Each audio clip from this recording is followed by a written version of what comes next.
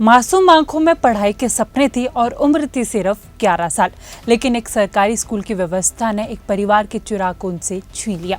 जी हाँ, सोनीपत से खबर सामने, जहां पर एक सरकारी स्कूल का एक गेट था।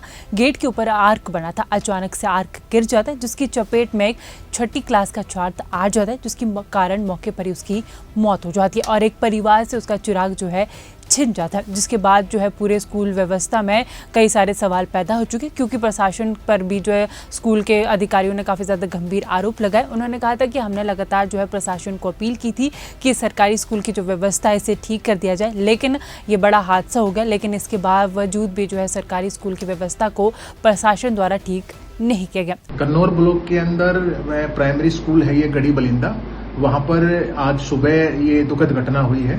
सुबह लगभग 10 बजे के आसपास जो चौकीदार था उस वहां पर एक मेन गेट के ऊपर से एक पौधों की फूल पत्तियों की बेल थी और चौकीदार उसको ठीक करने के लिए चढ़ा है और जैसे उसने उसको खींचा है नीचे ठीक करने के लिए, उससे का जो आर्च का जो है वो पोर्शन नीचे गिरा है, जिसके कारण उसके चपेट में आने से एक बच्चा की साथ ये दुर्घटना घटी है।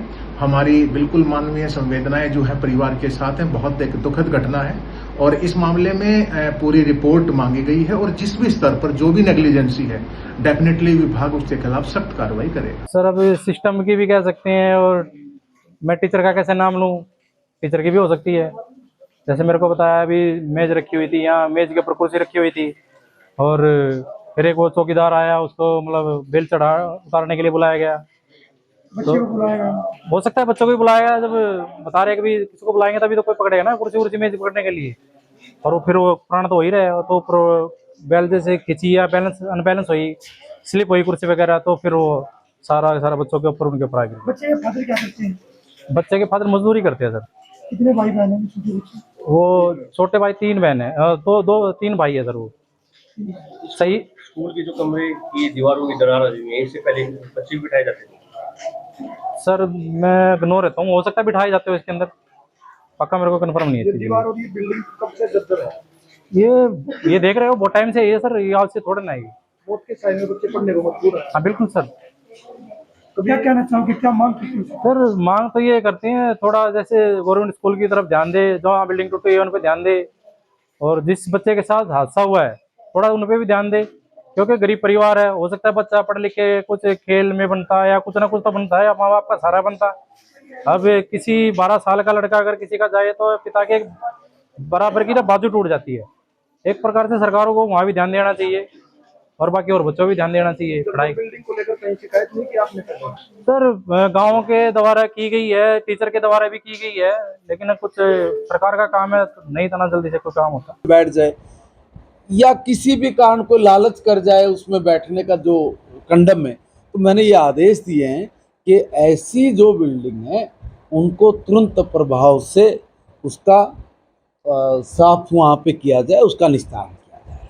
लेकिन आगे कोई हादसा ना, जैसे कल गढ़ी बलिंदा में बच्चे की मौत हुई है। देखिए, ये भी बहुत दुख घटना है और इस पे मैंने विभाग को बोला है कि एक बार इसकी जांच भी करें और इस तरह की कोई घटना ना घटे, उसके लिए भी इनकी जिम्मेवारी मैं जल्दी तय कर रहा हूँ। क्योंकि जब हम लोगों ने ये कहा है कि जहाँ भी आपको आवश्यकता है तो तुरंत आप लोग इसकी व्यवस्था हमसे कराइए, हम तैयार हैं।